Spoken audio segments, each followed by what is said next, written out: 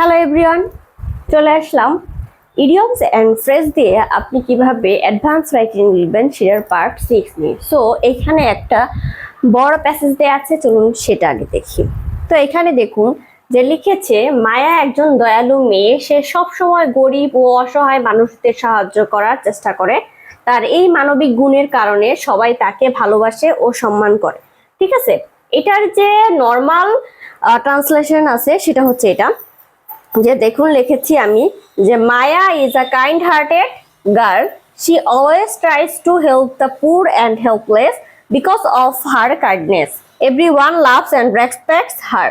ওকে, এটার যে অ্যাডভান্স রাইটিংটা সেটা অ্যাকচুয়ালি আপনি কিভাবে লিখবেন সেটাই এখন দেখুন। তো দেখুন, Maya is a kind hearted girl, ঠিক আছে। এই লেখাটাকে আপনি কিভাবে লিখবেন? এই লেখাকে আপনি লিখতে পারেন Maya has a heart of gold, ঠিক আছে। তারপরে কি লিখতে পারেন দেখুন, she always tries to help the poor and helpless. তো আপনি সেই জায়গায় কি লিখতে পারেন, দেখুন, she always lends a helping hand to the poor and needy, ঠিক আছে। পরের লাইন দেখুন,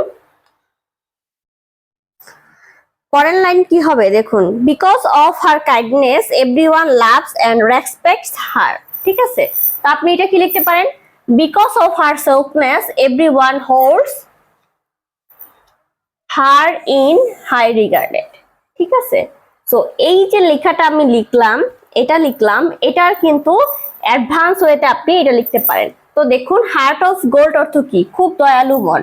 লেন্ড হেল্পিং হ্যান্ডস অর্থ কি, সাহায্য করা। সেলফনেস অর্থ কি, নিঃস্বার্থতা। Hold someone in high regard অর্থ হচ্ছে শ্রদ্ধার চোখে দেখা।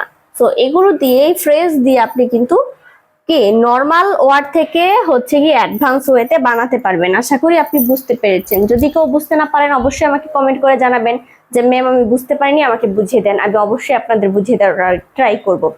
তো আজকে এই পর্যন্তই, দেখা হবে অন্য কোনো ভিডিওতে। ততক্ষণ পর্যন্ত সবাই ভালো থাকবেন, ধন্যবাদ সবাইকে। আর ভিডিওটি কিন্তু অবশ্যই কি শেয়ার করে দিবেন।